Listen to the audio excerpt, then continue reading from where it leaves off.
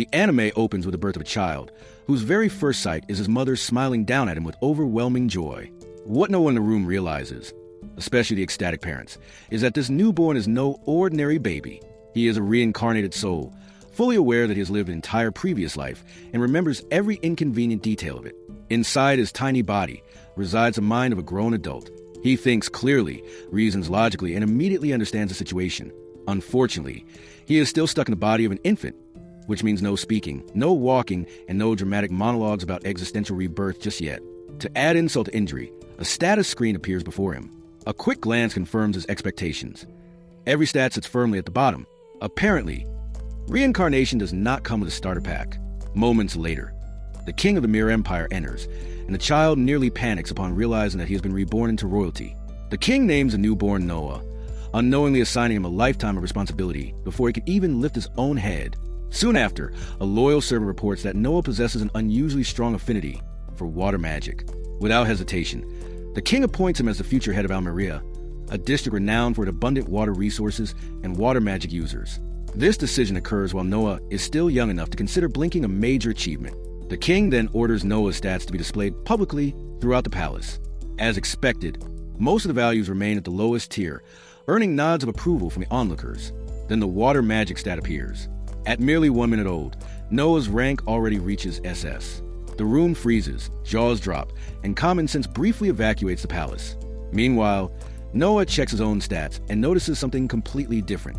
The numbers do not match what everyone else sees, leaving him confused while the rest of the palace celebrates, and his father proudly lifts him higher, blissfully unaware of the complications ahead. 6 years pass, and Noah grows into a small boy. Despite his appearance, his maturity far exceeds his age, backed by memories from his previous life. The palace staff adore him, impressed by his intelligence and impeccable manners. One morning, as he eats breakfast with the grace of a seasoned noble, a maid informs him of the crown prince's arrival. The visitor is Albert Arart, a man widely regarded as a force to be reckoned with. Recognizing the significance of the visit, Noah ends his meal early and goes to greet him. The crown prince arrives alongside the fourth prince, and both immediately take note of Noah's flawless etiquette. They openly remark that he shows the makings of a future chancellor, a compliment Noah accepts calmly, while mentally noting that he still needs help reaching high shelves. Skipping unnecessary pleasantries, the crown prince presents his reason for visiting: a gift. A servant enters carrying a coffin-like container, his expression strained from both its weight and the oppressive energy it emits. The object radiates hostility, as though it actively resents being carried by someone weaker than itself. When the container opens, a sword is revealed, one that looks disturbingly pleased with the idea of consuming lives. The crown prince orders Noah to wield the blade. Though phrased politely, the command leaves no room for refusal. Noah senses the sword's bloodlust immediately, but steps forward regardless. His resolve wavers when he grips the hilt, yet he forces himself to lift it. His form is far from perfect, but he manages to wield the heavy weapon long enough to demonstrate control.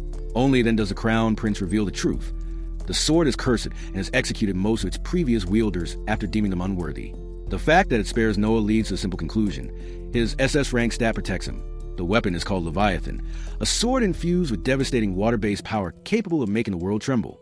After delivering this cheerful revelation, the crown prince and the fourth prince depart, leaving Noah alone with the unsettling realization that his elder brother knowingly allowed him to handle something that could have killed him instantly. Assessing his position carefully, Noah swallows his resentment and continues his day.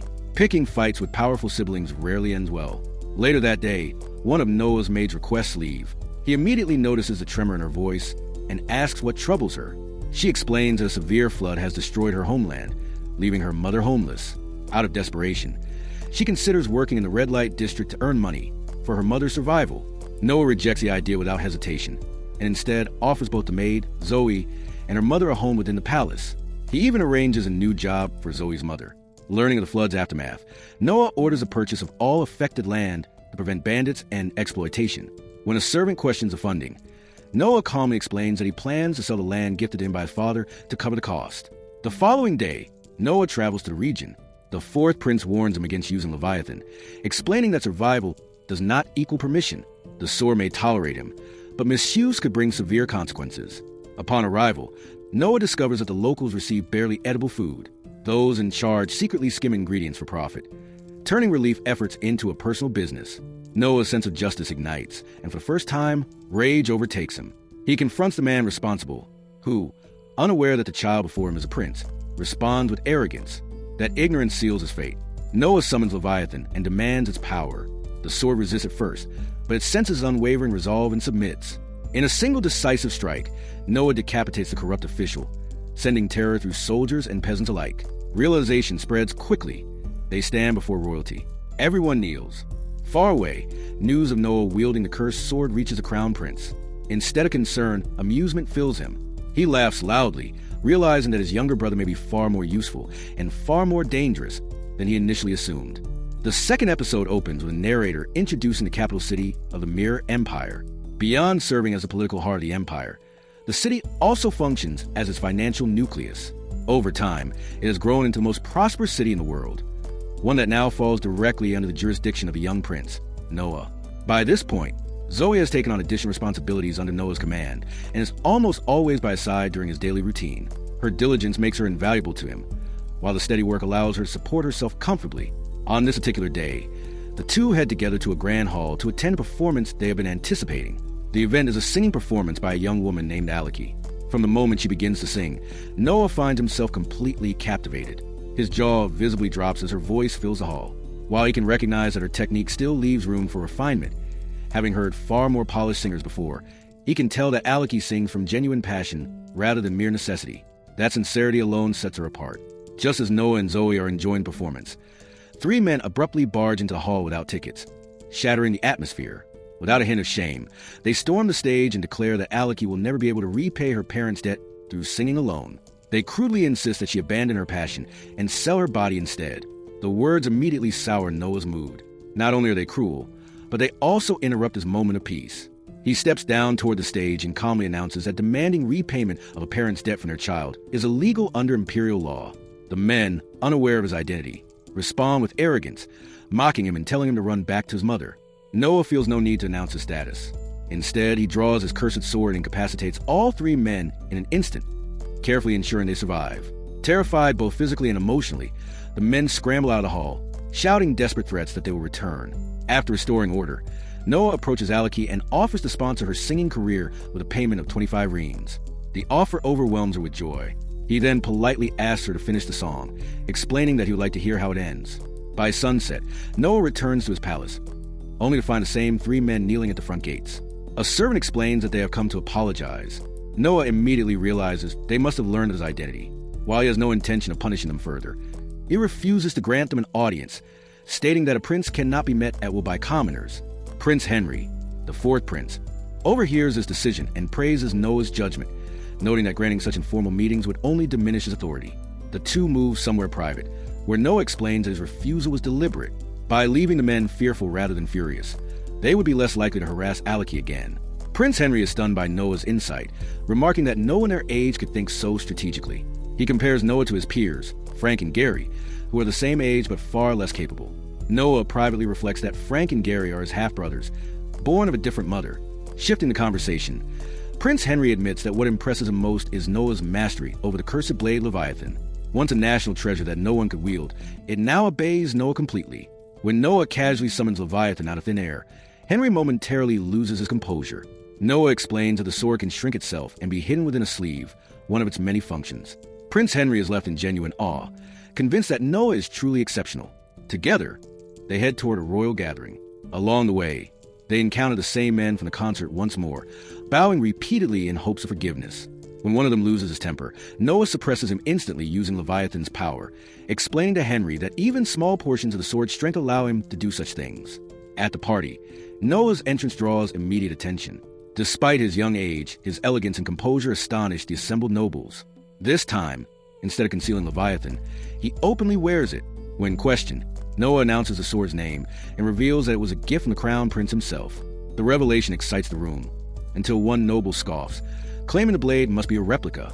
Before Noah can respond, Leviathan erupts in fury, releasing a dark aura that grips everyone present by the throat. Panic spreads instantly. Noah calmly suppresses the sword and orders it to stand down, having sensed that it was enraged on his behalf. Rather than fear, the nobles are left even more impressed by how completely Noah has tamed the cursed weapon. Having proven his point, Noah spares the insulting noble without further incident. As introductions continue, one guest captures Noah's attention: Byron Allen and his daughter, Cindy. After only a brief exchange, Noah deduces that Cindy is not Byron's biological daughter, but a former slave. Rather than thinking less of Byron, Noah is impressed by her compassion in taking her in. Byron soon excuses himself, likely to avoid attracting jealousy from others for holding the prince's attention too long. As Byron departs, Noah senses something unusual about Cindy. Despite her timid demeanor, she displays a strange protectiveness toward Byron. When Noah releases a trace of Leviathan's power, her instincts sharpen rather than collapse into fear. The detail intrigues him, though he decides to investigate later. The following day, Noah strolls through the city when Prince Oliver encounters him in a carriage and invites him on a treasure hunt. They visit Cobalt Street, a place known for rare artifacts, many genuine, many counterfeit. During their search, Noah encounters a book possessed by the vengeful spirit of a wind sorcerer. He destroys the spirit with ease, greatly impressing Prince Oliver. A nearby merchant witnesses the feat and invites them inside, presenting a peculiar artifact that always returns to him no matter how often he discards it. Noah places it on his finger and discovers it can transform into armor. He decides to purchase it, but Prince Oliver insists on paying, offering it as a gift. The episode concludes with Noah returning to Alekes, singing Hull once more. When her performance is interrupted again by a disruptive guest, Noah intervenes. The owner apologizes, claiming such customers keep the business alive. In response, Noah calmly resolved the issue by buying the establishment outright. The third episode opened with Noah being meticulously prepared for the day by his attendants. Each maiden carried out her duties with unwavering professionalism, treating him not as a child, but as a prince in his own right, despite the fact that he was only 6 years old. Once he was ready, Noah was informed of an early morning visitor, Dead Marley, the Governor General of Holdjoy. Noah immediately understood that the visit concerned a serious official matter. Holdjoy was not under his direct jurisdiction, yet Marley's presence made sense. The Governor General had been born in Almeria, a fief governed by Noah himself. When all other avenues failed, it was only natural for Marley to seek the young prince's aid as a last resort. Noah wasted no time on formalities and instructed him to speak plainly. Marley explained that Holdjoy was a fertile region surrounded by major rivers, but frequently suffered from devastating floods. Managing such disasters was precisely why an official from Almeria, home to the Empire's water clan, had been appointed to govern the region. While Marley possessed the skills to mitigate the flooding, he admitted that his efforts had reached a standstill. Without financial backing, even his expertise was useless. Noah immediately objected, stating that the Imperial Crown had already ordered funds to be released. Marley clarified that the Home Ministry had been withholding the money. Upon hearing this, Noah acted without hesitation and went straight to confront the Minister of Finance, Maverick. Maverick, a man notorious for corruption, was more concerned with his lavish meals than the suffering of the people. Still, he remained outwardly composed, convinced he could deceive the young prince. He assumed Noah's age would work in his favor. When questioned about the missing funds, Maverick claimed that taxes had been forgiven after the previous flood, and that the people should now use that money to survive the current crisis. Noah immediately dismantled the excuse. He argued that taxes had not been forgiven at all, because the people had earned no profit after the last flood. Legally, the tax amount had simply been zero. Maverick was visibly shaken. He had expected the prince to accept the lie without question. In a final, desperate attempt, he claimed the funds were being reserved for the construction of a private villa for the king. Seeing through the deception, Noah prepared to charge Maverick with treason against the crown. Panic overtook the minister. He collapsed to his knees, begged for forgiveness, and immediately issued orders for funds to be released to Holdjoy. Shortly after Noah returned to the capital, a messenger informed him that the king had summoned him. Since the request came directly from a monarch, Noah presented himself without delay. The king began by praising Noah's decisive actions in Holdjoy, though what surprised Noah most was that the king already knew every detail. This led Noah to wonder just how far the king's intelligence network extended. The king explained that information was power, and that he kept watch over every corner of the empire. Any significant change reached him far sooner than most realized. He then shifted the conversation to Noah's mastery of the Leviathan sword, noting how remarkable it was given the weapon's violent history. The king introduced Noah to Damian Noble, widely regarded as the strongest swordsman in the empire, and appointed him as Noah's instructor. Damian requested permission to spar with the prince in order to gauge his abilities. The king granted his request. To Damian's shock, the duel ended almost instantly. Noah defeated him with ease, as the Leviathan sword transferred the accumulated techniques of its former wielders directly to him. Admitting defeat, Damian reported that while Noah's physical strength and speed were those of a child, his technique rivaled that of a veteran knight. He concluded that he had nothing left to teach the prince. Impressed, the king appointed Noah as the chief judge of the empire's annual knight selection examination. The event allowed any swordsman from any region to compete, and was one of the empire's most celebrated traditions. Victors were granted knighthood and promoted rapidly within the military due to their proven skill. Noah's first decree was that the regional preliminary rounds would also be held in the capital, under his direct supervision. He did not trust regional judges, believing their decisions could be arbitrary or biased. He feared that a truly talented individual might be eliminated before ever reaching him, and he refused to allow such waste. Later, while speaking with Zoe in his mansion, she mentioned that a knight from her village also wished to compete. However, traveling to the capital every year was prohibitively expensive. This revelation made Noah realize that many capable candidates were being excluded simply due to financial hardship. Determined to remove this barrier, Noah summoned his servant Dylan and ordered that all competitors, regardless of origin, would have their travel, lodging, and basic expenses covered by the crown. He then contacted Byron, a merchant he had previously met, and hired him to provide food for all participants upon their arrival in the capital. When Noah reviewed the expenses, he noticed that Byron was charging far less than expected and confronted him about it. Byron admitted that the reduced cost was a gesture of gratitude toward the 13th prince. Noah rejected the explanation, stating that merchants never acted without motive, and demanded the truth. Byron confessed that a separate examination was being held to recruit palace staff, and he wished for one of his girls to secure a position. Noah immediately understood the implication. Having someone inside the palace would grant Byron early access to sensitive information, which could be leveraged for profit. Noah stated that he had no objection, and promised to put in a favorable word with the judges. Overwhelmed with gratitude and impressed by Noah's insight, Byron knelt and pledged his loyalty, requesting permission to operate his business under Noah's crest. Noah agreed, but made it clear that betrayal would not be tolerated under any circumstances. Later that day, while returning to the palace in his carriage, Noah sat in silence, intently reviewing his status window. He reflected on how one of his attributes had increased after recruiting Byron, only to be jolted moments later by an unexpected change. To his shock, one of his stats had decreased. After a brief but careful analysis, Noah concluded that the cause could only be trouble in Almeria, the city under his direct governance, and the very reason he had been awarded his first S rank in the first place. Recognizing the urgency of the situation, Noah immediately instructed Zoe to have the driver change course and head straight for the king's palace. He believed the matter could not afford even a moment's delay. Upon meeting the king, Noah reported that something was seriously amiss in Almeria. His concern was quickly validated when one of the king's advisors confirmed that a small-scale rebellion had broken out in the region. The king then asked whether Noah intended to suppress the rebellion himself. Noah declined, explaining that he lacked real battlefield experience. Even if he were to emerge victorious, he feared that unnecessary casualties would be inevitable.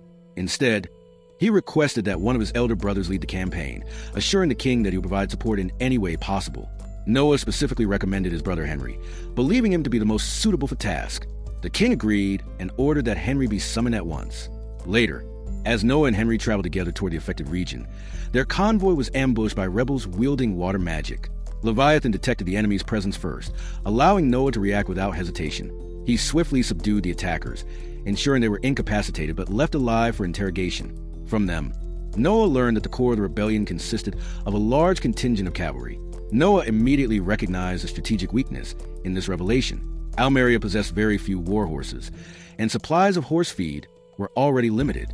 With this advantage in mind, he acted the very next day. Noah ordered Byron to purchase every available supply of horse feed throughout Almeria. Such a move would inevitably incite panic among the rebels, as their cavalry would soon find itself unable to sustain its mounts. With citizens owning few horses of their own, the rebels would have no viable means to replenish their dwindling resources. The 5th episode opens with Noah kneeling before the king near a fountain within the palace grounds. The king informs him that the captured prisoners have finally revealed the truth. According to their confession, they had been sent specifically to target Noah and intended to use him as a bargaining chip.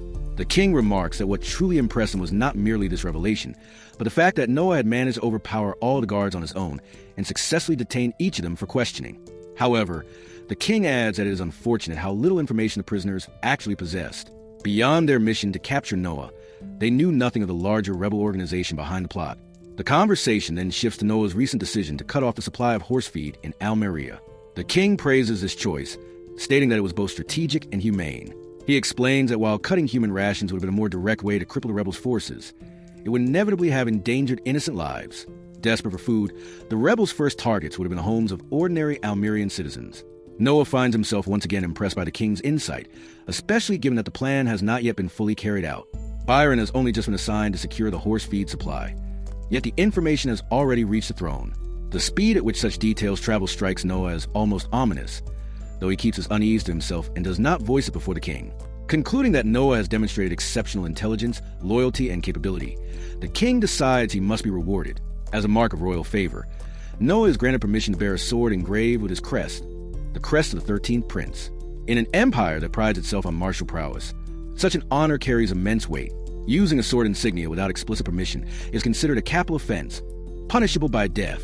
Noah expresses his gratitude for the honor bestowed upon him and respectfully takes his leave. With the audience concluded, he departs to meet Byron, intending to receive an update on the situation surrounding the horse feed in Almeria.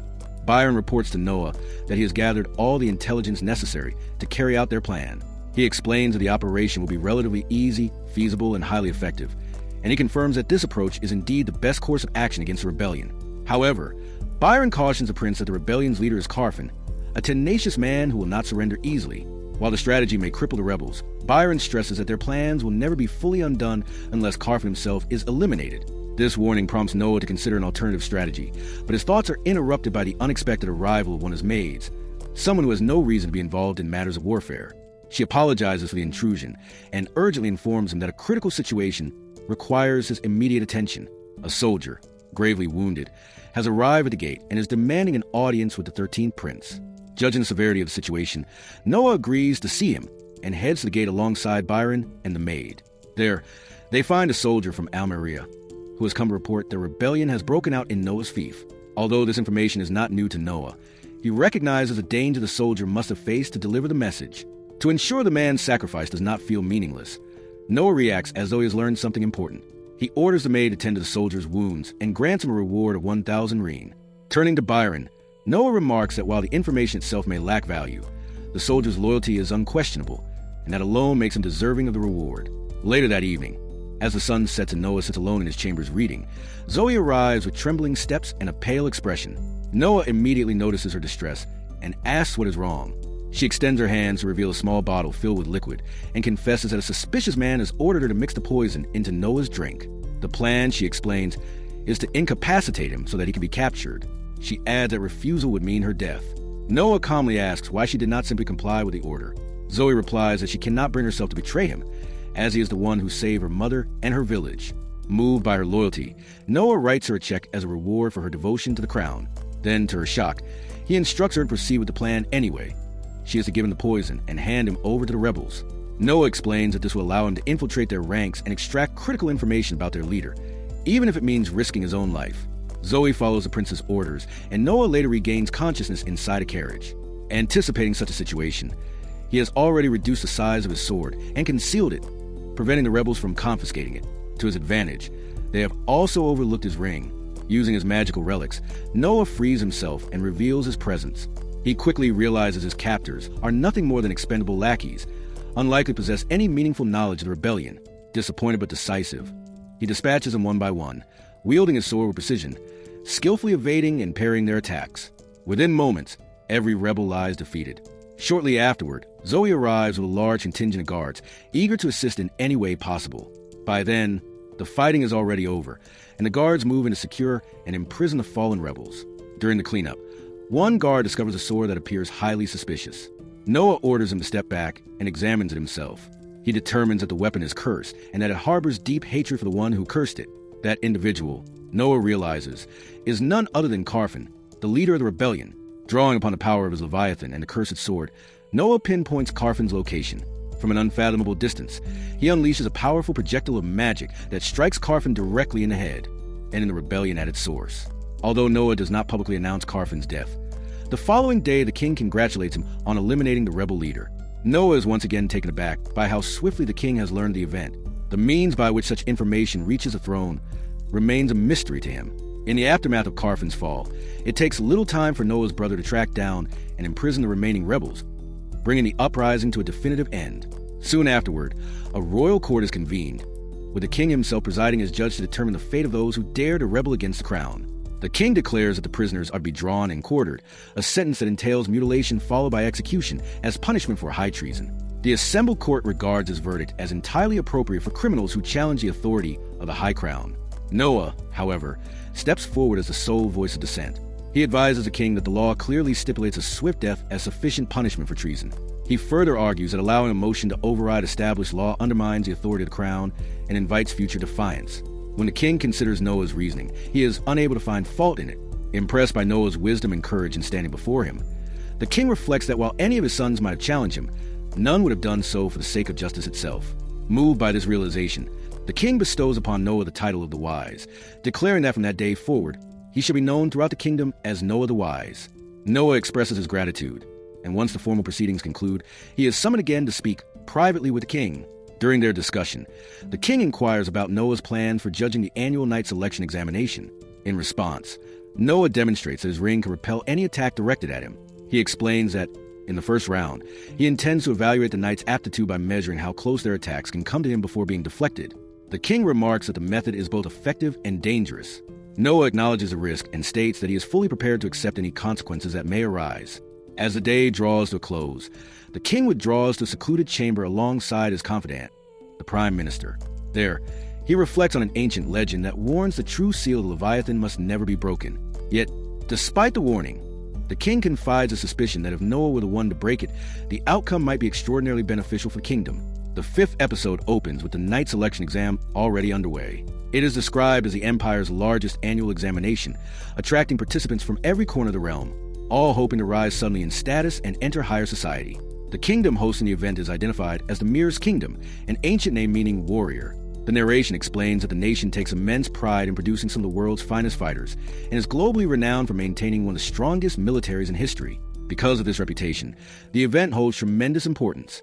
It allows the Empire to recruit talented warriors regardless of their social background, offering commoners a chance at advancement while simultaneously strengthening the kingdom's military ranks. This year's exam proves especially unusual because it is personally judged by the 13th prince, Noah. The judging method is unconventional. He sits calmly at the center of the stage, sipping tea while contenders approach one by one and attempt to strike him with their full strength. Each attack, however, is effortlessly stopped by a magical shield generated from Noah's ring before the challengers can even get close. One participant even attempts fire magic, yet the result remains unchanged. Noah does not flinch and emerges completely unscathed. As sunset approaches, Noah begins to suspect that no truly worthy candidate will appear that day. Just then, a female knight steps forward for her trial. Drawing her sword, she thrusts forward with all her strength. The shield rises to protect Noah as usual, but for the first time, her attack pierces through it, accidentally injuring him. His guards immediately seize her, assuming malicious intent. After all, they argue that even if she had been instructed to attack, a knight should possess enough control to halt once the shield breaks. Spectators begin whispering that severe punishment is inevitable and that her career may already be over. Despite the injury, Noah orders the guards to release her. He states that he believes the incident is an honest mistake. He further explains that he has never established a fixed criterion for passing the exam. However, since she is the only candidate to penetrate his defenses completely, he declares that she passes with distinction. After the day's event concludes, Noah summons her to his office. There, she formally introduces herself as Shirley Grants, still unable to accept that she will face no punishment. She repeatedly asks what sentence awaits her, but Noah calmly reiterates that none will be given. On the contrary, he admits that he is impressed by her aptitude as a knight. Curious, he asks her to repeat the same thrust attack. Though reluctant, she complies. This time, however, the shield easily withstands a strike. Noah clarifies that earlier he had intentionally used a weaker shield formed with minimal magic to identify exceptional talent. Had he wished, he could have blocked the attack effortlessly. Realizing this, Shirley understands that Noah is far from an ordinary prince. Noah then appoints her as his personal knight, explaining that her fierce dedication earns her the opportunity to rise in rank, and that loyalty is the quality he values above all else. Their discussion is interrupted when a doctor arrives to treat Noah's wound. While the physician works skillfully, Shirley watches with fascination. Noticing her curiosity, Noah asks what interests her. She explains that her home village is extremely poor, with most residents illiterate, and she has never seen wounds treated in such a refined manner.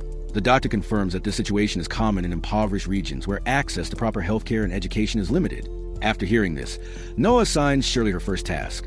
She is to gather the most diligent and intelligent individuals from her village and bring them to the city. The doctor will train them as apprentices, so they can eventually provide medical care back home. The gesture deeply moves Shirley, who nearly breaks into tears as she realizes how dramatically this could improve her village's future. The following morning, Shirley awakens in the palace and is greeted by Zoe, who asks how she slept.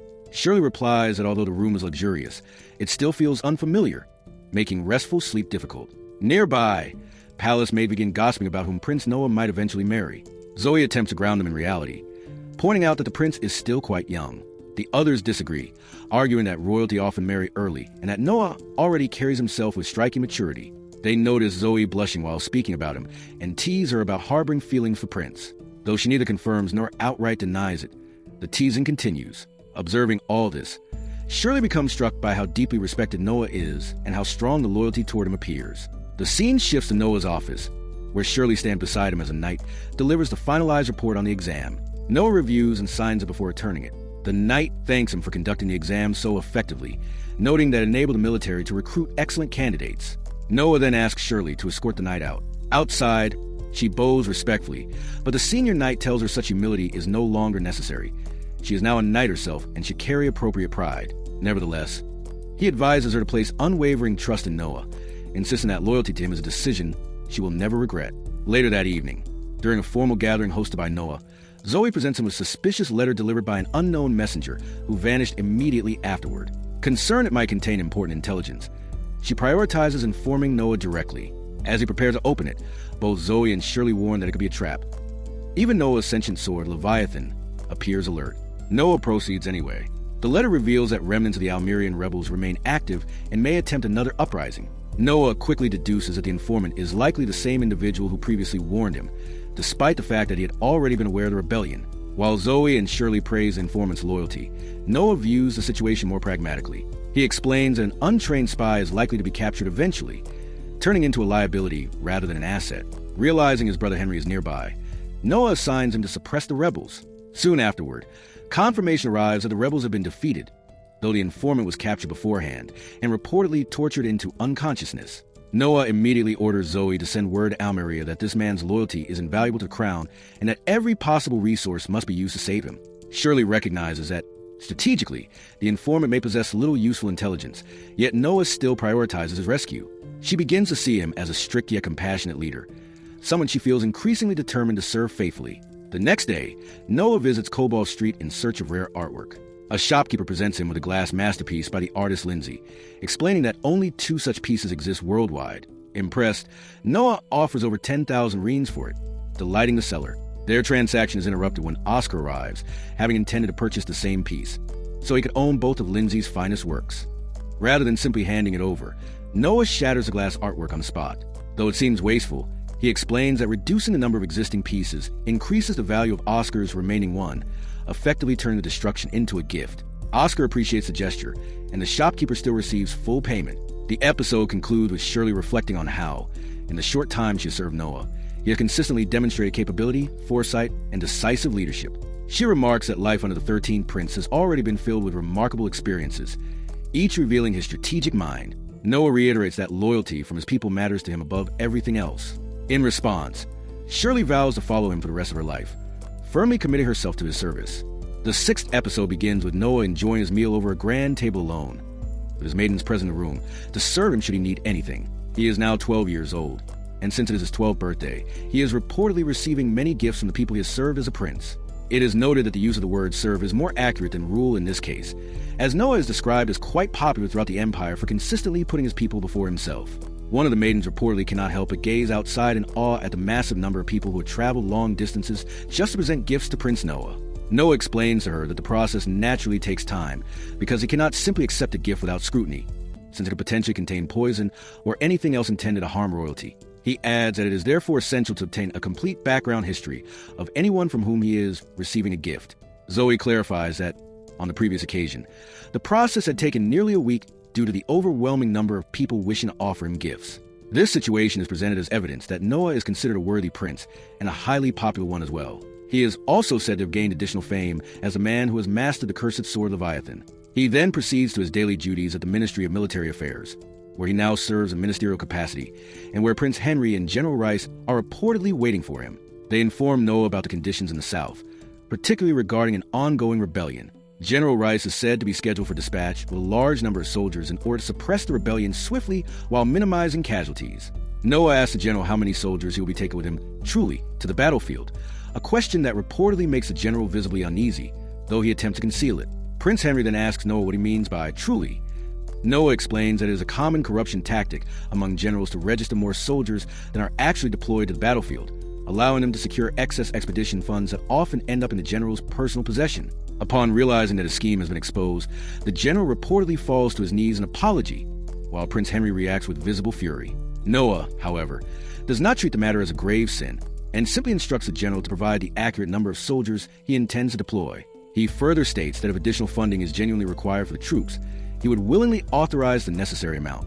Later that day, Noah is reported to be heading out in his carriage with Henry, who asks him about the battlefield, noting that Noah has no experience whatsoever in actual combat situations. Henry reportedly explains that since Noah excels at nearly every other aspect of princely duty, it is about time he gained some battlefield experience as well. Noah reflects on how princes are usually sent to the battlefield much later in life, given their importance to the imperial crown. However, he acknowledges that there are exceptional circumstances in which a prince may be summoned earlier if the imperial crown specifically demands it. Prince Henry reassures Noah that he will be fine, reportedly pointing out that Noah has already mastered the Leviathan sword, and that such participation would likely earn him greater recognition among the people. Despite this clear encouragement, Noah is said to remain unenthusiastic about joining the battlefield. He informs his brother Henry that he would depart immediately if the imperial crown formally requires it. However, it is indicated that his reluctance stems from a different concern. Not fear the enemy, but fear betrayal. Noah reflects privately that many princes born into the imperial family die in infancy. Officially, these deaths are often attributed to sickness or rare diseases, but he believes the truth is frequently different. He reportedly considers that princes and princesses are often eliminated by others within the imperial court who seek power for themselves or act out of jealousy. In his view, the battlefield provides an ideal opportunity to stage such a death while attributing it to enemy forces. Consequently, Noah does not wish to risk his life in that manner, and instead intends to continue serving the people for as long as possible. Soon, their carriages are interrupted by several slave children who throw themselves in front of them, prompting the drivers to stop immediately. A herd of strong elder men then approaches, intending to take the children back, as they are clearly slaves. Noah steps out of the carriage and asks the men whether they possess valid licenses to conduct slave trading. Slave trading is indeed legal in these times, but it is governed by strict rules and regulations meant to ensure a certain degree of safety for the slaves themselves. One such requirement is holding a proper slave trader license, which these men clearly lack. The men reportedly threaten Noah, warning that they will confront him if he continues interfering, as they do not realize he is a prince. Noah accepts the challenge and, using his cursed Leviathan sword, reportedly subdues them immediately. However, one final trader emerges from an alleyway and, rather than resorting to violence, calmly states that he knows who Noah is. He further claims that the slave traders, including himself, are working directly under the command of the first prince. This revelation reportedly unsettles Noah momentarily. Not only has this man recognized him up close, but he has also publicly declared an association with the first prince. Noah understands that if he acts against him, it may appear to the public that he is directly opposing the first prince, potentially fueling damaging rumors about the imperial crown. Conversely, letting them go would imply that the first prince is involved in illegal activities. Noah therefore announces that these men are falsely associating themselves with the crown and orders them taken into custody, stating that if there is any truth to their claims, time will reveal it. Not long afterward, Noah is reportedly having dinner with Henry when he receives a message from Dylan, delivered on behalf of the first prince. The message states that the slave traders were not connected to the first prince, and that, although a court proceeding had been planned, they allegedly killed themselves in jail. Noah relays this message to Henry. However, Noah internally concludes that the traders were indeed connected to the first prince, and that they were eliminated to erase any evidence of that association. Prince Henry reportedly admits that this interpretation is true. Although he claims he had no involvement in the first prince's illegal activities, he also acknowledges that he did nothing to stop them and confesses that he feels internally relieved. Noah speculates that although Gilbert is the first prince, he cannot inherit the throne because he is the son of a concubine. Noah reasons that this likely causes frustration and may explain the prince's illegal activities within the kingdom. Their discussion then ends, after which Noah reportedly visits the children he rescued from the illegal slave traders. As expected, they have nowhere to go, so Noah decides to accept them into his palace, on the condition that they remain loyal. The children are described as kind and grateful before eventually going to bed. The following day, Evelyn, the head maid, reportedly meets Noah to inform him that all the gifts from the people have been successfully received and that no incidents have occurred. Noah is said to be so impressed with Evelyn that he appoints her as an administrator in his fief, Almeria. Evelyn reportedly struggles to believe this, as she has always served as a maid. While a promotion would be significant for her, it would also mean she would no longer serve Noah directly.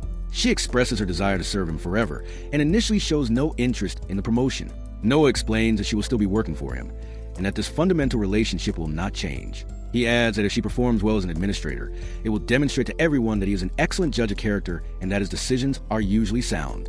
For this reason, he insists she accept the administrative role in Almeria and work diligently on his behalf. Evelyn reportedly becomes very happy upon hearing this explanation and ultimately accepts her new position. Noah is soon reportedly summoned before the imperial king and questioned about his involvement in the matter concerning the illegal slave traders. Apparently, the first prince has already informed the king about the situation himself. By confessing it personally, he has positioned himself as innocent, claiming he was unaware that the slave trading operation was illegal. The king reportedly considers the first prince completely innocent and notes that since the traders were captured after Noah publicly announced they had no association with the first prince, his honor was preserved. Noah replies that he had no intention of safeguarding the first prince's honor and that his sole objective was simply to capture the culprits. The king jokingly remarks that, had he been in Noah's place, he might have been defeated and killed while still debating whether to reveal his identity. The prime minister, standing beside him, states that such an action would have been punishable by death.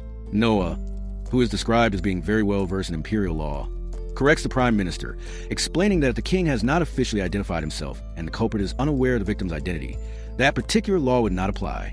Noah reportedly realizes the gravity of his statement immediately after speaking, recognizing that openly correcting the prime minister could easily be interpreted as an insult. He begins to consider whether apologizing would be the wisest course of action, but before he can do so, the king informs the prime minister that he has won their bet.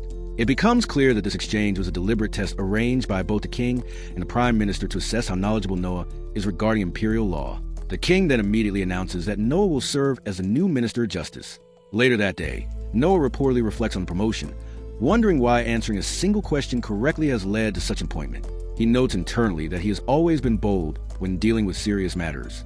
The episode concludes with Noah officially appointed as Minister of Justice, though he cannot shake the feeling that he may be being used as a pawn in a much larger political game. The 7th episode opened with Noah arriving at the Ministry of Justice in his carriage. A formally arranged reception awaited him. Rows of officials stood aligned outside the building and bowed respectfully as the prince stepped out, acknowledging him as the empire's wise new minister. Once inside, Noah was introduced to his new second-in-command, a man named Viney. The young official formally introduced himself and explained that he would serve as Vice Minister of Justice alongside Noah. Noah, known for quickly assessing people, immediately noted Viney's youth and concluded that although talented, he was still rising in rank and had yet to fully establish his reputation. Since the ministerial role was new to him, Noah asked what responsibilities the position actually entailed. Viney explained that the coordination of courthouses across the empire would now fall under Noah's authority. Furthermore, in the event of rebellion or internal unrest, any captured culprits were to be judged directly by Noah rather than by ordinary imperial judges. Hearing this, Noah clearly grasped the gravity of his office, particularly in situations involving internal insurrection. Without hesitation, Noah then asked Viney how much he received in bribes each year. The blunt question visibly startled the young vice minister, who had not expected such directness. His first instinct was to deny everything outright. However, Noah's social awareness made it obvious that he did not believe the denial.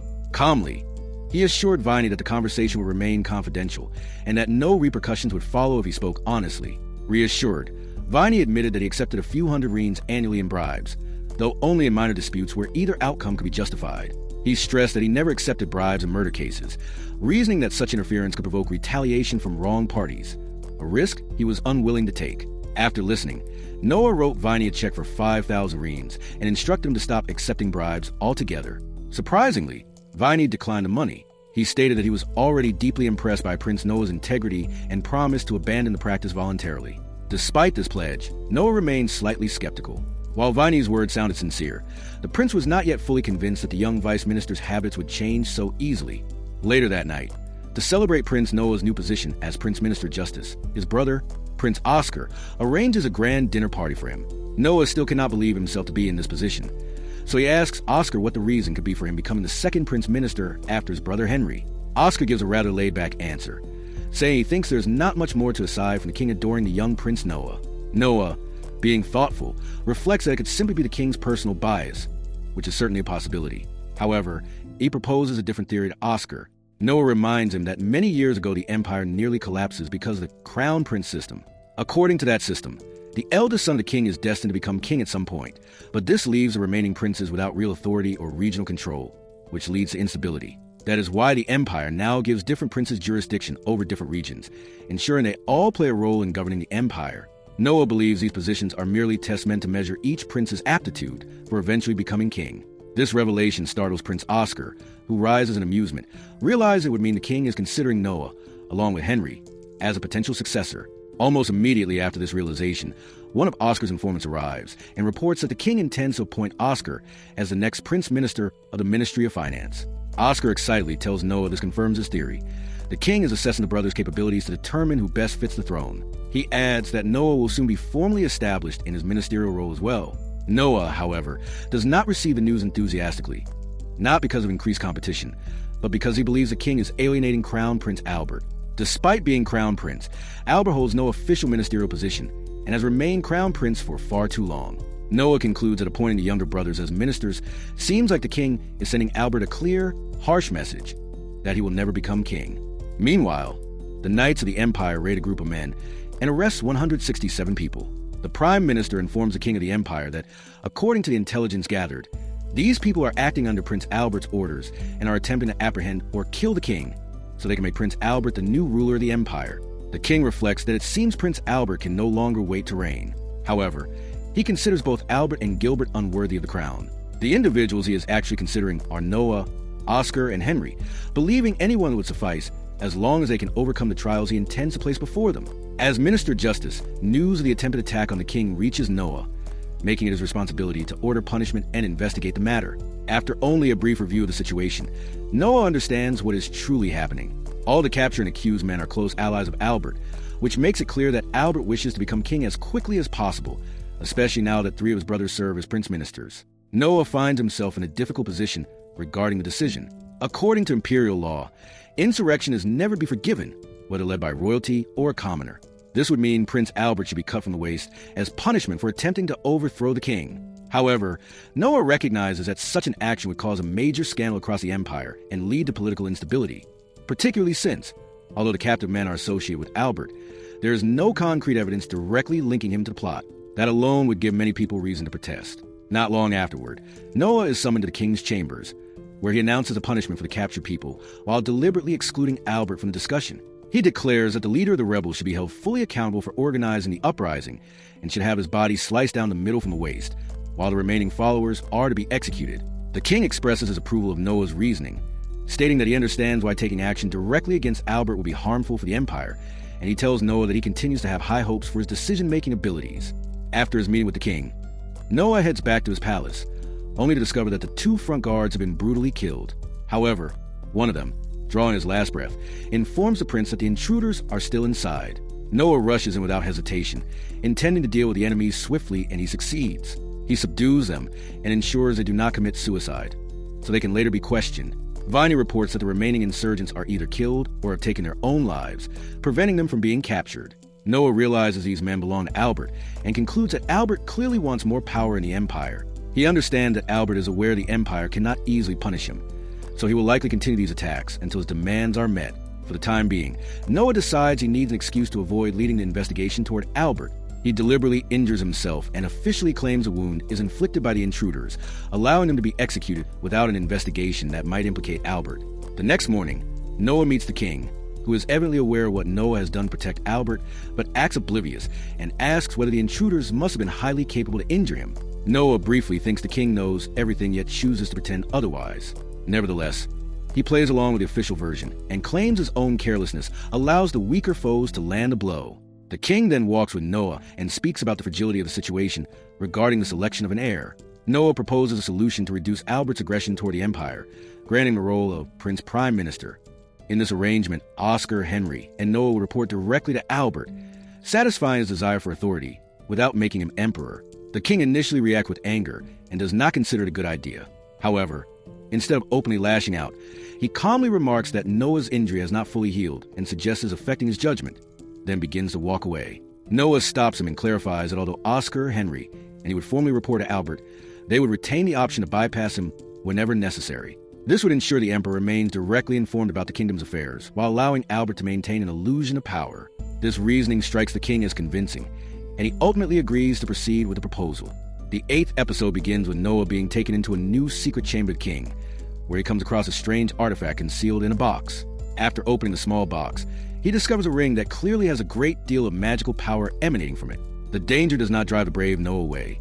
Instead, it only intrigues him. Without a second thought, Noah puts the ring on his finger, hoping to tame whatever power it has to offer. However, the ring proves to be like Leviathan, Instead of simply bowing to anyone who puts it on their finger, it wants to choose a proper master to serve. Noah immediately recognizes that the ring has a will of its own and that its respect must be earned if he is to tame its powers.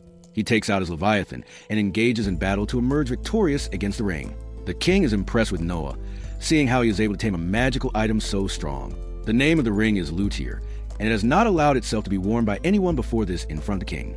The king continues to be impressed with Noah and, despite his age, is clearly considering him as a potential heir to the throne. The king then advises Noah to take his new weapon out for a spin. He offers to arrange a few targets for the young prince, but Noah declines. He has a smile on his face that gives away that he has something better in mind to test the power of his newly equipped weapon. The king and Noah go outside to test a new weapon, which holds the power of fire within it.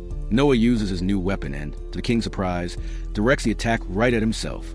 However, he simultaneously defends against the attack with the power of his Leviathan. This allows Noah to gauge the strength of his two weapons.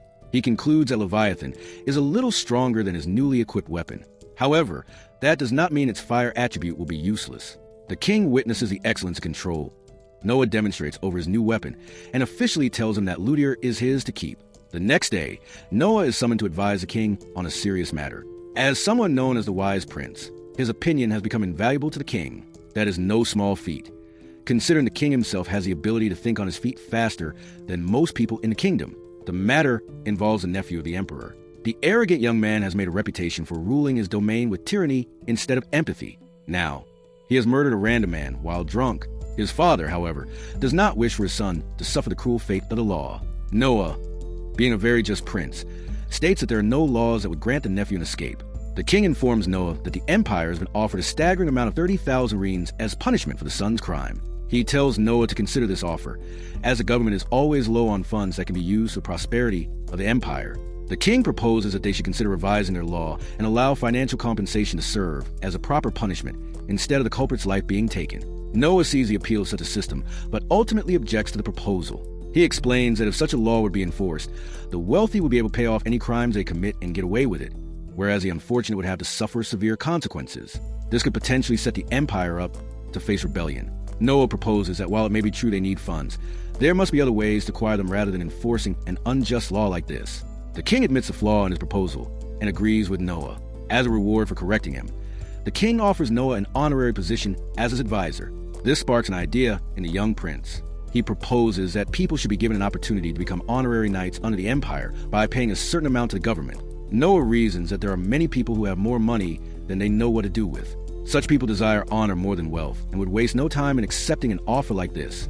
The king is once again impressed and praises Noah for his proposal, just as he's been doing for the past 7 episodes. The king then brings his son Oscar, and Noah takes his leave. As he heads toward the carriage, he notices that some of the Empire's scientists are fascinated by the hole he tore open in the ground with his weapons. One of them is led astray by curiosity and ends up falling into it as well. Noah provides a large sum of money for the man's recovery and goes on his way. Inside his carriage, Noah realizes that he can have Leviathan and Luthier fight each other in the form of Pokemon-like creatures. Luthier is especially competitive, but that does not help him much, as Leviathan is the stronger of the two. They fight multiple times, and each time Leviathan emerges victorious. However, after several attempts, Luthier eventually manages to defeat Leviathan once. Noah realizes that as they continue to rage in battle, both weapons are growing stronger, which in turn increases his own stats as their owner. Zoe is particularly impressed by this feat and wonders if Noah can continue getting stronger simply by having his weapons fight against each other. He replies that it is not that simple. According to him, they have leveled up for now only because they were entirely new opponents to each other. Making them continue to fight will not yield any fruitful results. Not much later, Noah's elder brother Henry arrives at the scene to deliver significant news. Henry informs Noah that it is finally time for his very first campaign. The monster's nest has grown, and tradition dictates that a prince's first campaign takes place there.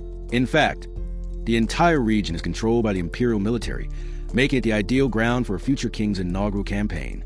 Henry then hands Noah a box and instructs him to open it. He explains that the number inscribed on the paper inside represents the number of people Noah will need for the expedition. The wise prince opens the box only to discover that there is nothing written except the word 1. This shocks Henry, who is unable to conceal his reaction as it is clearly visible on his face. The implication is unmistakable. Noah alone is more than sufficient for the task. The fact that the young prince requires no assistance stands as a testament to the immense power he holds at such a young age. Later that day, while Noah is in his office, a messenger from the king arrives. Even though it is only a messenger and not the king himself, Noah, being well versed in imperial law, bows in accordance with the rule that a king's messenger must be afforded the same courtesy as the king. The message turns out to be peculiar, as Noah learns that his campaign has been postponed. When he inquires about the sudden change in plans, the messenger explains that the king was particularly fond of the fact that Noah alone would be enough for the campaign. For that reason, the king now intends to assign him a far more difficult task. Rice himself was once a slave of Henry's. However, imperial princes sometimes elevate their slaves to much higher positions. In such cases, the slaves are considered members of the noble family and are regarded as subordinates to the imperial household. These members of the imperial household are held to the highest standards wherever they go. Later that same day, Noah goes to Cobalt Street and visits his regular supplier in hopes of finding more magic-imbued items. To his disappointment, none are available at the shop. Nevertheless, he pays the shopkeeper a generous sum and instructs him to contact Noah first should he come across anything valuable. Noah understands that the seller has a reputation for acquiring rare items, and he does not wish for any to slip by simply because he does not visit frequently. As Noah and his knight leave the shop, they encounter an arrogant man publicly threatening a street vendor. The man's anger stems solely from the shopkeeper's refusal to sell him an item that has already been booked. Noah immediately takes note of the man's brutality and orders him to stop. The arrogant individual turns out to be a member of the first prince's household, just as Rice belongs to Henry's household. According to the law, such a person cannot be charged with any crime other than rebellion. The cocky man makes this clear to Noah, asserting that there is nothing that can be done to apprehend him. However, Noah, being cunning, finds a way to manipulate the law to his advantage. As royalty, the man is required to address the 13th prince while kneeling, yet he speaks to Noah while standing upright as though they are equals. Noah uses his violation as grounds to have him apprehended. He then orders that the man be struck with lashes until he draws his last breath.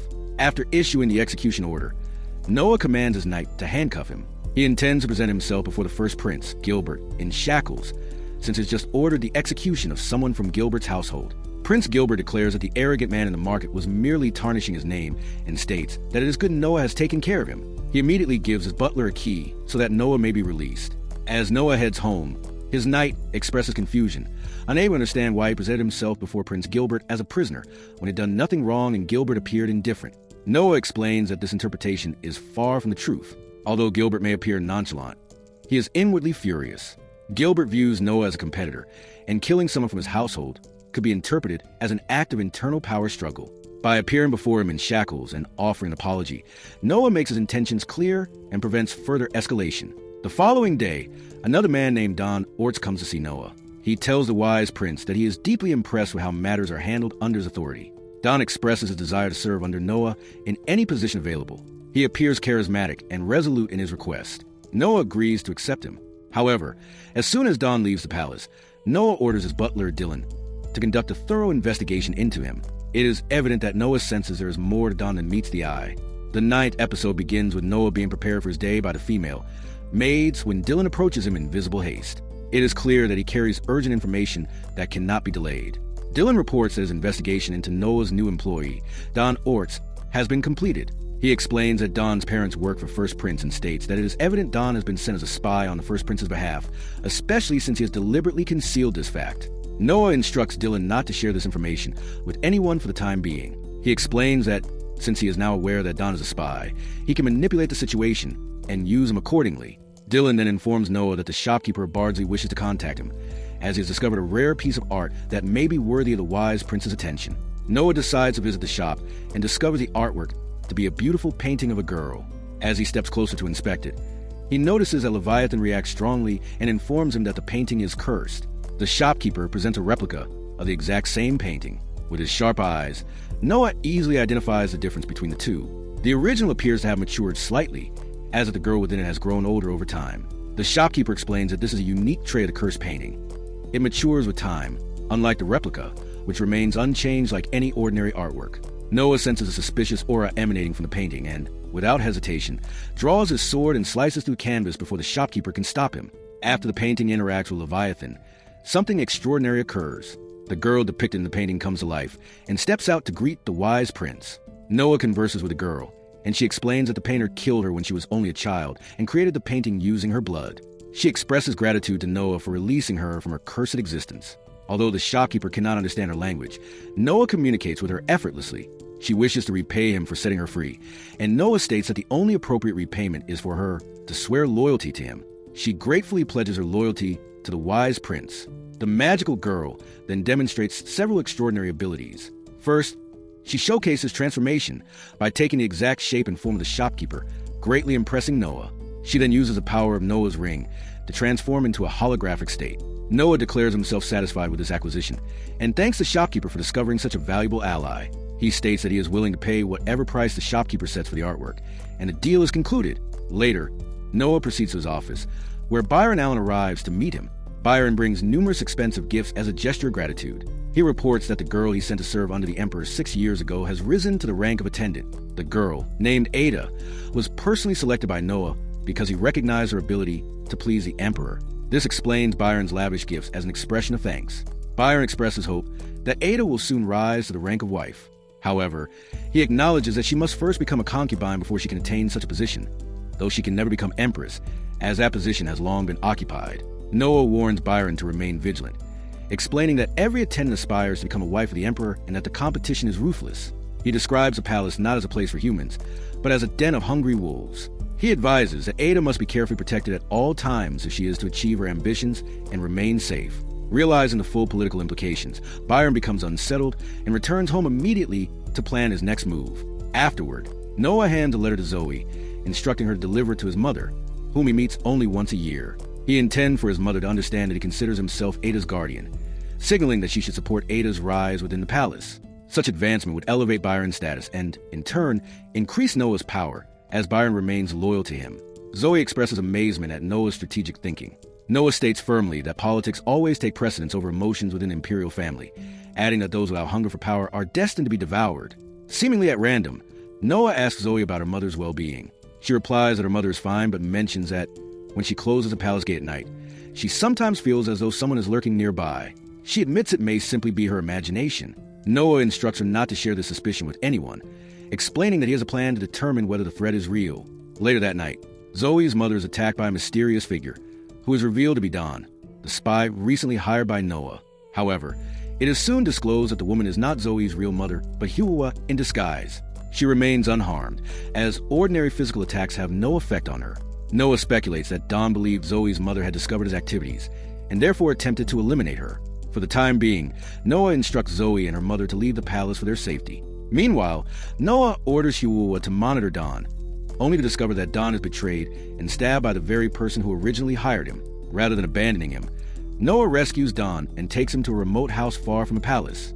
He informs Dawn that his betrayal proves he has failed in his mission as a spy for Gilbert.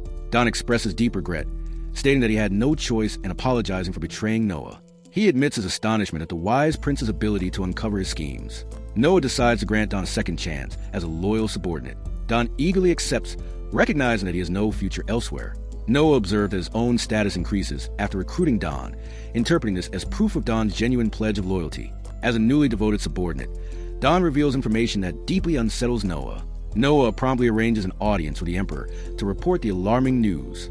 He informs the Emperor that the wine he has been receiving from Prince Gilbert is poisoned. On its own, the wine is harmless, but when consumed alongside Dragon's Claw, it becomes lethal. Since eating Dragon's Claw with the wine is a ritual performed to honor the ancestors alongside the Crown Prince, such a combination will result in both the Emperor's and the Crown Prince's deaths. Because the wine has been consumed safely for some time, no suspicion would naturally fall upon it. The Emperor immediately orders an investigation into Gilbert and confirms that Noah's accusation is entirely accurate. Gilbert has been developing this poison for a long time in order to claim the throne, without anyone suspecting him of murdering the Emperor and the Crown Prince. Despite this revelation, Noah remains uneasy. He struggles to believe that the Emperor would be unaware of such a significant conspiracy, given his awareness of all prior events. The Emperor soon reveals that he has known of Gilbert's scheme for a long time and never intended to fall victim to it. Nevertheless, he commends Noah for uncovering the plot and rewards him with the title of Vice Minister of Military Affairs, while he simultaneously continues to serve as Minister of Law. Additionally, Noah is appointed Governor General of the First Army. The Emperor explains that he fears a potential rebellion led by his own son. In the unfortunate event that such a rebellion occurs, Noah is ordered to seize the capital and secure control of the entire empire for himself. The 10th episode begins with Albert and Noah standing before the Emperor himself in his chambers. The first prince, Gilbert, has recently been apprehended for conspiring against the crown, and considerable evidence shows that he planned not only to have the emperor killed, but also the crown prince, Albert Ararat himself, which would ensure that Gilbert becomes king. Albert proposes that Gilbert be executed as soon as possible for conspiring against both the crown and the king. Noah also agrees that, according to imperial law, execution is a punishment for anyone who goes against the king. However, he also points out that none of Gilbert's plans had any real-world effect, as he was apprehended well before he had the chance to do anything at all. Therefore, the entire situation could also be considered attempted murder, and the laws indicate that he might not be sentenced to death, but instead to life in prison. These are the two punishments suitable for the traitor. Noah proposes a more lenient life sentence because, at the end of the day, Gilbert is still the emperor's son, and the emperor might have a soft spot for him. A life sentence would ensure that Gilbert continues to live without posing a threat to the crown. However, Noah is surprised to learn that the emperor has given the handling of the execution to Albert, who has no intention of sparing the traitor for conspiring against both the crown and himself. When Albert leaves the room, the king thanks Noah for presenting the option to spare Gilbert, but explains that he has no need for it, demonstrating that the emperor is indeed a man capable of setting aside his emotions when necessary. The emperor then openly states that he wants Noah to take control of what was once Gilbert's fief. However, Noah declines for the sake of his own safety. He considers the possibility that the other princes might begin anonymously reporting against him, just as he reported against Gilbert, in hopes of bringing him down. The harsh reality is that all the princes are actively competing for crown, and appointing him as a lord of a new region would establish him as a frontrunner, while also announcing to everyone that Noah was the one responsible for bringing Gilbert down. The emperor is astounded by the insight shown by the young Noah, and declares that it is time for Noah to start thinking about getting married. He explains that the first wife of a prince is chosen entirely for political gain, and that Noah will have no say in the matter. Noah does not fight his fate. The proposal the emperor makes is that Noah should marry the granddaughter of the renowned Lightning Prince. Noah does not bother asking the girl's name or any other irrelevant details, such as how she looks. He is well aware that this is a correct political move and agrees to it without a second thought. Even at the ripe age of just 12, he thinks like a true emperor. Later that day, when Noah heads back to his home, he witnesses a distressed servant begging him to make his death quick. The servant is Don, the same man who once informed Noah about Gilbert's scheme. Don had previously served Gilbert, and it is obvious that he has known about Gilbert's schemes for a long time. Because of that, Don believes that he is just as much a part of conspiracy, convinced that he deserves punishment under imperial law. He pleads with Noah to execute him, and only asks that the death be swift. Noah responds by telling Don that while it is true he had been involved in conspiracy, it is also true that he is the one who exposed it. Instead of punishing him, Noah declares that he will reward Don with a sum of 10,000 reen. Don becomes deeply grateful to Noah, and Noah gains yet another loyal subject in his service. Afterward, Noah informs Zoe that her mother is no longer in danger, explaining that the person who had attempted to murder her is now under his direct command. Later that same day, Noah strolls through the empire on foot and comes across a girl who makes a living by taking on as many men as possible in fights and defeating them. Eventually, one man challenges her, and everyone expects her to win as usual. However, the exact opposite happens when the man manages to take her down and declares that the girl now belongs to him. Noah then points out something that no one else seems to have noticed. He reveals that the man had secretly used a numbing drug on the girl with the help of someone from the crowd in order to win the fight unfairly. Without revealing that he is a prince, Noah exposes the man's scheme in front of everyone. Furious at being exposed, the man hastily decides to take out his frustration on Noah. However, his attempt proves useless, as Noah summons the mighty Leviathan and easily overpowers his arrogant opponent. The man eventually flees the scene, promising that he will return to take revenge for the humiliation, still unaware that Noah is actually a prince of the empire. Noah then takes the girl somewhere safe. When she wakes up, she finds herself lying on a bench. Noah asks her why she had been doing what she was doing, explaining that it is extremely dangerous to openly challenge anyone to a battle, especially when there are people around who might not fight fairly. The girl explains that she had come here for this year's night selection exam. However, she says that not only was she not selected, but she was also left stranded with barely enough money to return home. Noah immediately notices a flaw in her story. It seems impossible for a warrior of her capability to fail to leave any impression during the night selection exam. After some hesitation, she confesses the truth. She reveals that the judge for this year's exam, the 10th Prince, had offered her victory on the condition that she would please his personal desires. Noah understands the seriousness of the situation. It becomes clear that the girl rejected the offer, and the prince, angered by the refusal, decided to eliminate her from the selection entirely. Instead of ignoring her situation, Noah offers her 100 reen, which is enough money for her to remain here until the next exam. Through this gesture, he shows that he genuinely wants her to succeed in her goal.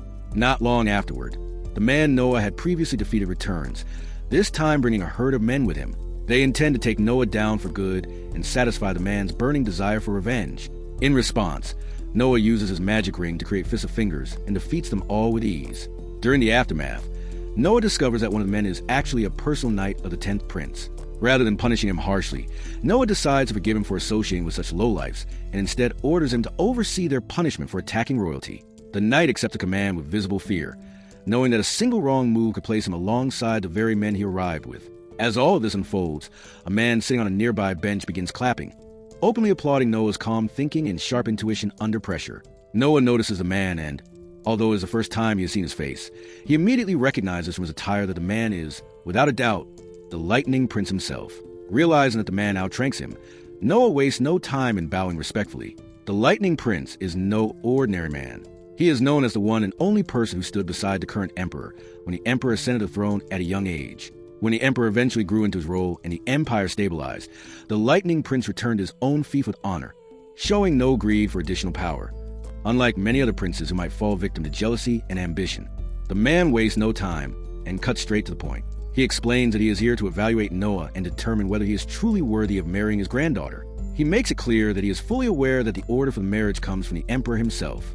Although he would normally accept any command from the throne without question, he explains that this matter is personal because it involves his own family. For that reason, he states that he would even stand against the crown if it were necessary to do what he believes is right. From a familial standpoint, he is the uncle of the emperor. However, he acknowledges that this relationship does not change the hierarchy of power. The emperor still outranks him, and his word becomes law, even for his own uncle. As the conversation continues, Noah suddenly feels an immense pressure bearing down on him, as if something is attempting to crush him. He immediately recognizes that the Lightning Prince is testing him. In response, Noah calls upon the power of Leviathan to counter the attack. Instead of overwhelming the Lightning Prince or attempting to destroy his pride, Noah carefully controls the mental confrontation and forces the clash into a draw. The man becomes instantly impressed by Noah's composure and strength. He declares that Noah is indeed worthy of a granddaughter.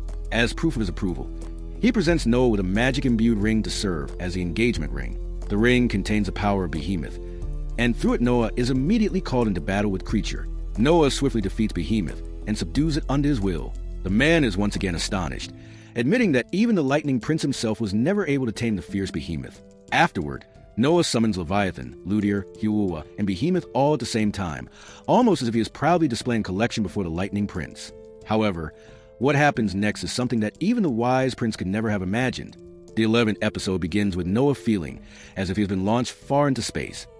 Unable to sense his surroundings clearly, all of Noah's magical items are conversing with one another and remarking that it has been over 1,000 years since all four of them were assembled together. They speak about how, once they gain even more power, the day will be truly mesmerizing, a moment that could rival the day of creation itself. Noah does not speak, but he hears their conversation rapidly. Soon, he is jolted back to reality and finds himself surrounded by many people, with his future father-in-law sitting beside him. Apparently, several people nearby have also heard some form of talking. Although they do not know what the conversation was about, they seem certain that Noah is the one who ignited this divine exchange. His future father-in-law appears impressed with him. To celebrate the moment, Noah gives 10 reen to everyone present to witness his greatness. The girl Noah has just rescued initially refuses to take the money he offers her. According to her, she wishes to become a guard for the wise prince and wants to achieve that position through her own strength without receiving assistance from him. Noah tells her that this is not a wise course of action. He explains that she should not be too harsh on herself if she wishes to excel in serving him. Instead, she should graciously accept the offering and work harder to be of service. She understands what Noah means and gratefully accepts 100 reen he offers her so that she can stay in the city for an entire year. Not long afterward, the king himself appears and tells the Lightning Prince that Noah is indeed very spectacular, which is precisely why he finds him worthy of his granddaughter. Everyone present kneels to show respect to the king, including the Lightning Prince himself. Since the Emperor of the Empire is present, Noah believes it is appropriate to use his magical artifacts to enhance the strength of the king's presence. He summons Ludir to demonstrate power, and the people instantly become filled with awe. He also uses a Leviathan sword to sense everyone around him, ensuring that no one harbors treacherous intentions. Noah feels relieved when he realizes that everyone before them is loyal to the Empire. The Emperor and the Lightning Prince engage in small talk for a while, before eventually entering a carriage together. For the first time, Noah is seen outside the carriage, using Ludir to further emphasize the authority of the king. Meanwhile, inside the carriage, the Emperor tells the Lightning Prince that he wishes to discuss something extremely important. He reveals that he intends to disinherit the crown prince. With regret, the emperor explains that he once wished from the bottom of his heart for the crown prince to be worthy of his title. However, after leaving the punishment of Gilbert in his hands, the crown prince revealed his true nature by showing no mercy toward one of his own brothers. The emperor admits that the crown prince is a petty man and therefore unfit to rule the empire. This incident merely confirms what the emperor has suspected for a long time. The Lightning Prince agrees that allowing him to become emperor would likely result in a purge. In fact, there's a strong possibility that he would eventually have his most talented brothers killed, including Noah, Henry, and Oscar, simply out of jealousy over their achievements. The Lightning Prince then raises the obvious concern. If the crown prince is to be denounced, it is equally important to announce a new crown prince as soon as possible. An empire without a crown prince could fall into chaos. He explains that someone might attempt to assassinate the emperor and forge a false while naming their preferred prince as the next emperor. For the sake of stability, the identity of the crown prince must always be clear so that, in the event of an untimely death, the successor can assume leadership without turmoil. However, announcing a new crown prince immediately could also provoke further conflict among the princes. Noah then proposes a solution. He suggests that the emperor could simply announce that he has already decided in his will who the next crown prince will be. This will cannot be forged, as it will remain attached to his own body. For instance, the emperor could magically inscribe the will onto a false tooth. Such a method would make the claim believable to everyone. The Lightning Prince, Noah, and the emperor meet in the emperor's personal chambers. The emperor keeps one of his servants in a room because a man cannot read, cannot write, and is completely deaf. The servant remains present because the emperor intends to send confidential information through him. Since the servant cannot read and is deaf, the emperor considers him the perfect candidate for such a task. The emperor then states that he approves of Noah's plan for selecting the next crown prince. Noah responds by admitting that, before dethroning the current crown prince, it would be safer if all military personnel were placed directly under the emperor's command. Noah himself currently serves as Governor General, while Prince Henry holds the position of Prince Minister of Military Affairs. Noah suggests that both of them should be stripped of their positions. Doing so would give the emperor assurance that no revolt could occur after the crown prince is stripped of his title.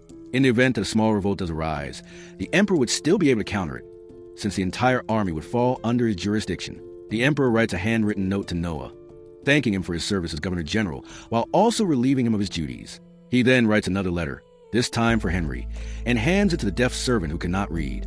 Afterward, the emperor begins writing a letter for Albert, the crown prince.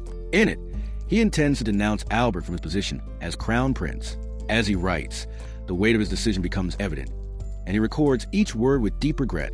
In his despair, he makes several mistakes while writing the letter.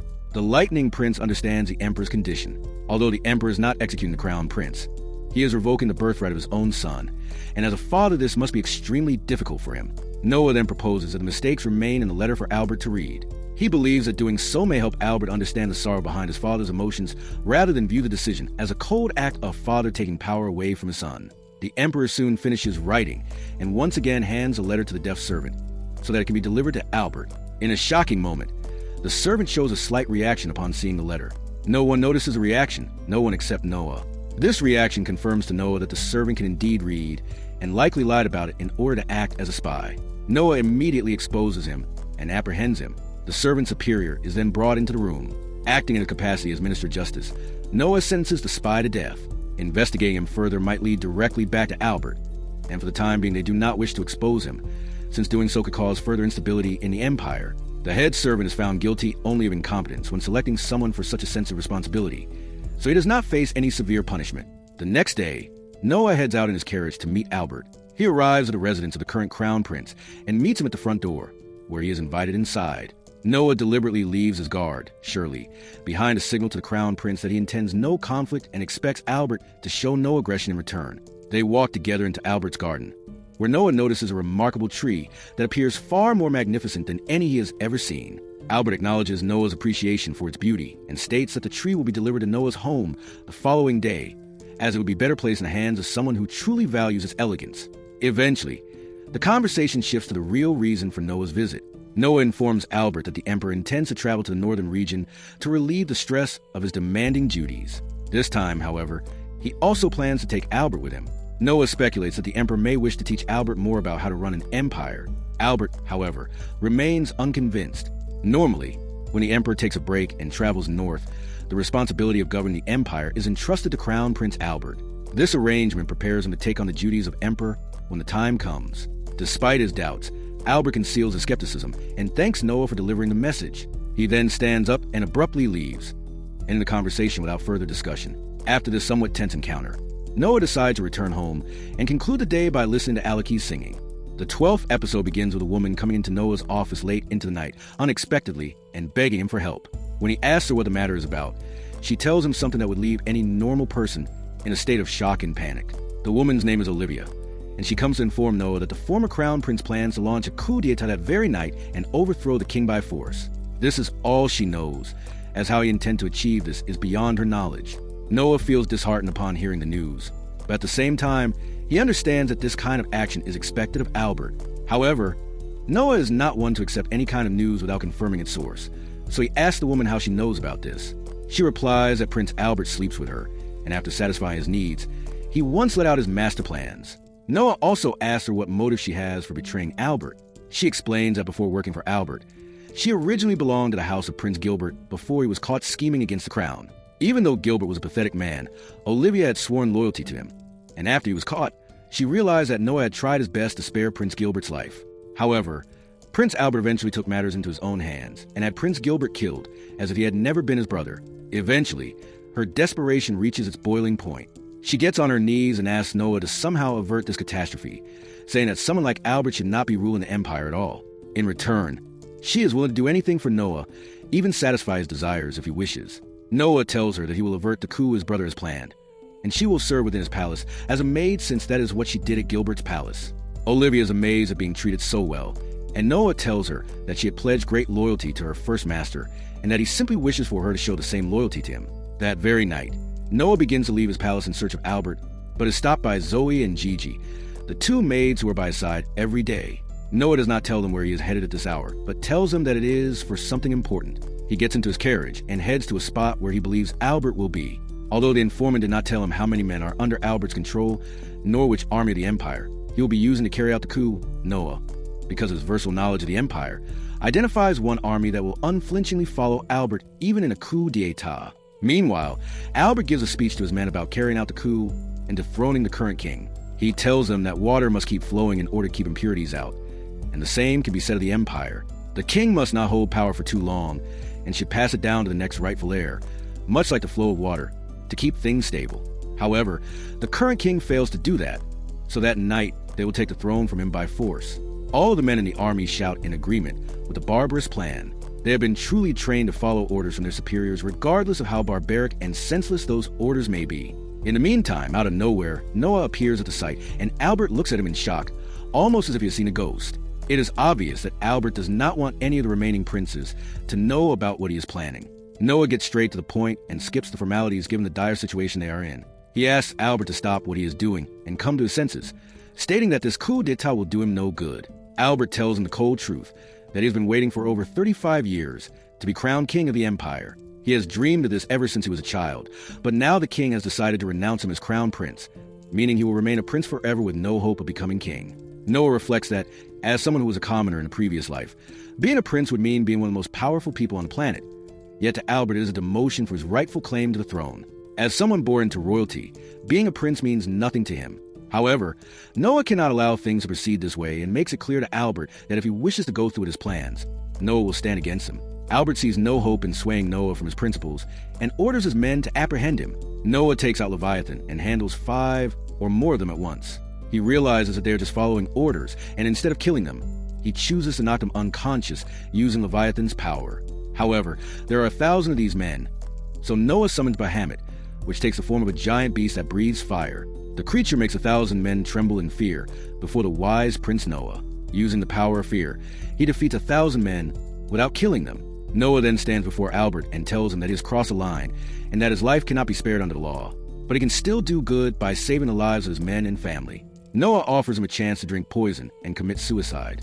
If he does so, it can be written in history that Prince Albert committed treason, but felt guilty for his sins and took his own life. That way, his family and men can be spared under the law. If he continues to rebel, his life will be taken under the law, and those close to him will also suffer, as they will be charged with treason for complying with the coup. At this point, Albert knows the battle is lost, but in a final desperate attempt, he orders 2 of his closest and strongest men, Foster and Howard, to defeat Noah. The 2 men step forward, but instead of attacking Noah, They apprehend Albert. They state that they can no longer follow him, as he has been acting recklessly for far too long. It all began when Albert broke Leviathan's seal, releasing it and causing the loss of 120 men.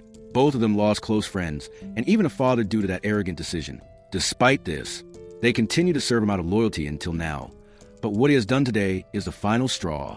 Noah then brings in Olivia, who harbors deep resentment toward Albert. She forces to poison down Albert's throat, ending his life. As Albert's soul leaves his body, he thinks only of his ambition and his rightful claim to the throne. Even in his final moments, he remains loyal only to his ambitions.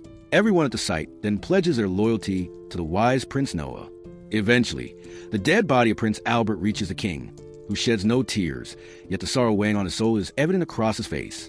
The Prime Minister comes to inform him of what has happened. He chooses to withhold the truth that Noah is the one responsible for Albert's death, as revealing that one son killed another would only deepen the king's emotional wounds. Instead, he tells the official version that Noah has prepared, stating that Albert regretted his decisions and took his own life. The king does not deny it, but his expression suggests that he understands what truly happened. 3 years after this tragic event, Noah becomes engaged to Audrey, the granddaughter of the Lightning Prince. The 3 princes most likely to succeed the throne are Prince Henry, Prince Oscar, and of course, the wise Prince Noah himself. In the end, the Lightning Prince reflects that perhaps it will be Noah after all.